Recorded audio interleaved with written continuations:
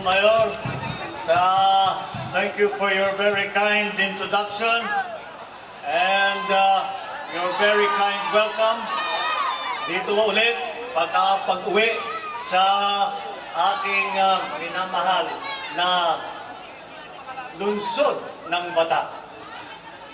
Nais ko siyempre batiin unang-una ang aking kasama ngayon sa darating na halalan, ang aking running mate na ipinagmamalaki namin at sa palagay ko siya ay bagay na bagay dito sa Batak, the home of great leaders, Senator Miriam Defensor Santiago.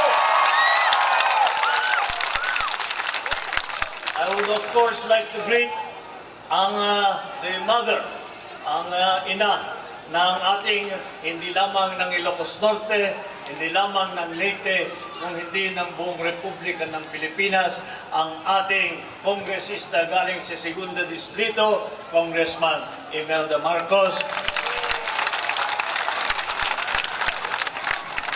Siyempre, babatiin ko rin ang manang gobernador, ang aking ate, ang aking gabay at ang aking teacher at mentor sa maraming bagay. Ang inyong minamahal na gobernador, Manang Amy Marcos. At lahat ng mga opisyal dito, my fellow workers in government, all of you who have come to witness and to be with us at the opening, at the beginning of the campaign period for the election of 2016. Once again, your son, the son of Ilocandia, stands before you and I present myself once more at the service of the people. Ako po ay tuluyang pagtakbo sa aking kandidatura bilang Vice-Presidente. Ito po ay ang aking tuluyang pagserbisyo sa publiko. Ito ay sa aking palagay, ang aking pinakamagandang magagawa dito sa halalan na ito na magpatuloy sa aking serbisyo. Ang serbisyo na itinuro sa akin, ang serbisyo sa tao, ang serbisyo sa taong bayan, sa sambayanan at sa bansa, na aking natutunan, hindi lamang sa aking ina, kung hindi sa aking ama, ang yumang Pangulong Ferdinand Marcos. Ang pagsimula nitong kandidatura na ito, itong kampanya na ito, ay hindi lamang nangungulugan na pinag-uusapan natin ay ang kandidatura tungkol sa isang posisyon o tungkol sa isang halalan. Ito ay isang kampanya para sa isang bagay na mas malaki sa kahit lamang sa isang tao. Hindi lamang sa isang Pangulo, hindi lamang sa isang pangalawang Pangulo, kung hindi ito ay ang ating pinag-usapan ay ang ating minamahal na Pilipinas. The campaign and the election that we are facing in May are an important one. We face a crossroads in the history of our country in that we have to find a better way. Marami po tayong naririnig, marami po tayong nakakausap, hindi lamang dito sa Ilocos Norte, hindi lamang dito sa Luzon, kung hindi sa buong Pilipinas. At sa pag-uusap natin sa kanila at pagtanong kung ano pa ang aming maaaring gawin, kung ano pa ang kakulangan ng pamahalaan nang sa ganun ay silang matulungan at ang kanilang mga buhay ay maging mas maginhawa at maging mas maganda.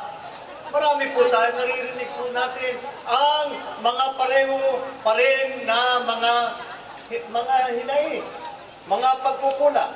Ang pagkukulang ng trabaho, ang pagkukulang ng marami pa rin mahirap, mataas ang presyo ng bilihin, na walang naitutulong ang pamahalaan sa ating agrikultura, kulang ang eskwelahan, ang ospital.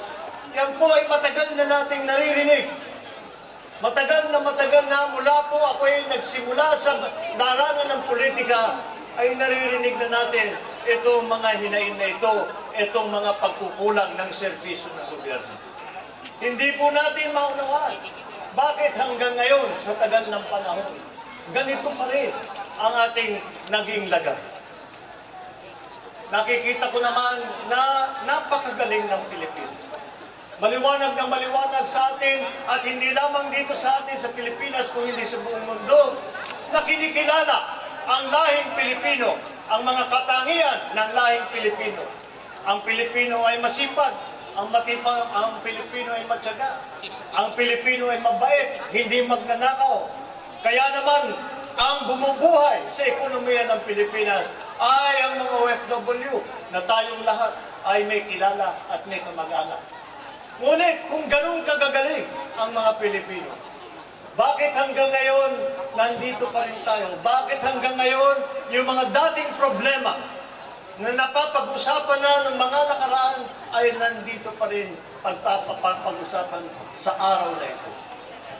At sa aking pananaw at sa aking pag-aaral, ang nangyari na ito ay dahil sa nakaraang ilang taon. Nakita po natin na nagbago po ang takbo ng ating bansa, ng ating lipunan. Ang pagbabago na yan ay galing sa ating mga naging leader na imbes na ipinagkakaisa at pinagsasama ang sambayan ng Pilipino, tayo po ay pinag-aaway, tayo ay pinaghahati-hati, kaya po nawawata ang ating lipunan. Kaya naman po, kung makita natin, nagsinasabi, ito ay ginagawa dahil alang-alang lamang sa politika. Ginagawa ito, sinasabi na tayo, kami dito na kami magkakampi. Kayo, nandiyan kayo, hindi tayo magkasama. Paano naman nangyari yun? Dahil naman, tayo naman, kahit Ilocano tayo, Tagalog, Bisaya, Ilonggo, Bicolano, kahit saan pa man tayo nanggaling, ang punot dulo niyan ay tayo ay Pilipino. Kaya kailangan po maibalik. Kailangan natin makapili sa darating na halalan ng mga leader na ibabalik sa pag-iisip, hindi lamang sa sambayanan, hindi lamang sa taong bayan, kung hindi lalo-lalo na sa ating mga leader ang pag-iisip at pag-aalala na ang Pilipino lang ang nagmamahal sa Pilipino. Ang tutulong lamang sa Pilipinas ay tayo ring kapwa Pilipino. Kaya po sa aking alam niyo po, pagka pinaghati-hati ang tayo mga Pilipino, pagka pinaghati-hati tayo sa maraming grupo, kahit anong gawin natin, kahit ay tayo ay tapat sa pagtulong, tayo ay tapat sa pagserbisyo, maliit lang po magagawa ng isang grupo. Ngunit kung pinagsama-sama ninyo ang galing, ang tiyaga, ang sipag ng lahat ng sambayan ng Pilipino na nagkaisa muli, pag pinagsama-sama natin, makikita po natin, mararamdaman po natin ang progreso ulit. Kaya ito po ang aking naging advokasya. Ang advokasya na dapat ibalik ang pagkakaisa ng sambayan ng Pilipino. Yan po ay aking sisimulan na isang kilusan na pagkakaisa ng buong Pilipinas. Na maramdaman ulit natin, masasabi ulit natin na tayo ay isang bansa, tayo ay may isang diwa, tayo ay may isang gawa. Ibalik natin sa pag-iisip ng ating mga leader. Ibalik natin sa pagpatakbo ng ating pamahalaan na ito ang ating pangangailangan.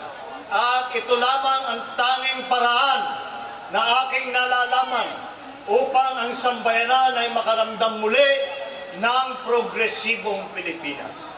Yan ang aking hangarin. Yan ang aking layunin. Yan ang aking pangarap. Kaya naman, karapat-dapat lamang na magsimula itong kilusan na ito. Magsimula itong kampanya na ito dito sa Ilocandia. Dahil sa Ilocandia, ang mga Ilocano may pagmamalaki pa rin na tayo ay merong tinatawag na Solid North. Tayo hanggang ngayon ay ang ating pag-iisip ay pwede natin gawin, maaari natin gawing halimbawa sa ibang tao. Na hindi sinasabi, hindi kayo tiga-amin, hindi tayo magkapagtido, hindi tayo magkasama, hindi tayo magkagrupo. Hindi na po pwede yan. Dahil tingnan naman ninyo ang naging resulta ng ganyang klaseng pag-iisip. Ang dapat ngayon ay dapat balikan natin ang dating pag-iisip ng nasyonalismo na ating sinasabi, kung yan ay Pilipino, siya ay aking mahal, siya ang aking kakampi, siya ang aking tutulungan. Ito ang aking nagiging advokasya, ito ang aking panindigan, lalong-lalo na dito sa darating na halalan na ito. At ito ay mas malaki hindi lamang sa isang halalan. Pagka tayo ay naging matagumpay sa darating na halalan, ito ay unang hakbang pa lamang doon sa ating kilusan na ipagsama-sama muli, pinagbubukod-bukod muli ang tayong lahat ng mga Pilipino na kapit-bisig, sabay-sabay, nagtatrabaho, tumutulong, nagtsatsaga, nagseservisyo sa ating mga kapwa Pilipino. Dito natin sa Batak, ngayong araw na ito, dito natin simulan yung kilusan na yan. Dito natin ipakita, hindi lamang sa Pilipinas, kung hindi sa buong mundo, na tayo ay nagkakaisa, tayo ay nagmamahalan, tayo ay nagtutulungan. Huwag tayong papayag na ipagnagaw, pinaghihiwa-hiwalay tayo. Hindi tayo maaring ipaghiwalay, hindi tayo magiging matagumpay kung hindi tayo nagkaisa. Nang sa ganon, maibalik ang respeto sa Pilipino, hindi lamang dito sa Pilipinas, kung hindi sa buong mundo, na sasabihin, tignan ninyo, yan ang mga Pilipino, ang mga Pilipinong taas noo kahit na kanino. Yan po ang ating layunin. Yan po ang ating hangarin. Yan ang pangarap ng ating sambayanan. Yan ang hamon ng panahon. Yan ang hamon ng kinabukasan sa atin. Hindi natin maibibigo ang hamon na yan. Kaya't samahan ninyo ko, suportahan ninyo kami ni Senator Miriam. Ipagpatuloy natin itong kilusan na ito. Simulan natin dito ngayon sa Batak. At sa ganon, ibalik natin ang pagkakaisa ng Pilipinas. Ibalik natin ang progreso ng Pilipino na magiging lipunan na nagmamahal sa sarili, na tumutulong sa ating sambayanan, na tumutulong sa bawat mamamayang Pilipino. Yan po ang ating magiging kandidatura. Diyan po ang pagbabasihan ng ating pagbabago sa pagpatakbo ng pamahalaan. Sa tulong ninyo, sa suporta ninyo, ito po, itong pangarap na ito ay magiging katotohanan. Sa tulong po ninyo, ito po, hangarin na ito ay magbibigay ng kinabukasan, hindi lamang para sa atin, kung hindi sa ating mga anak at sa kanilang magiging anak. Yan ang sinisimulan natin ngayong araw na ito.